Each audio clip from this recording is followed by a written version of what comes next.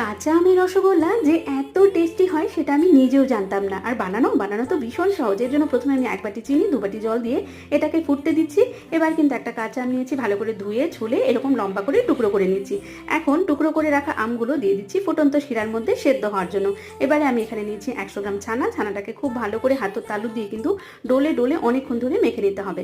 এখন এর মধ্যে দিচ্ছি 1 চামচ ময়দা, হাফ চামচ সুজি, সামান্য বেকিং পাউডার দিয়ে আবারও এটাকে ভালো করে 5 থেকে 7 মিনিটের মতো মেখে নিতে হবে।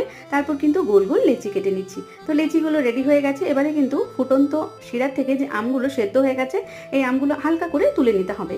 এবারে কাঁচা আমের রসগোল্লার মধ্যে সামান্য একটু কালার আনার জন্য আমি এখানে ফুড কালার ব্যবহার করেছি, এটা একেবারেই অপশনাল।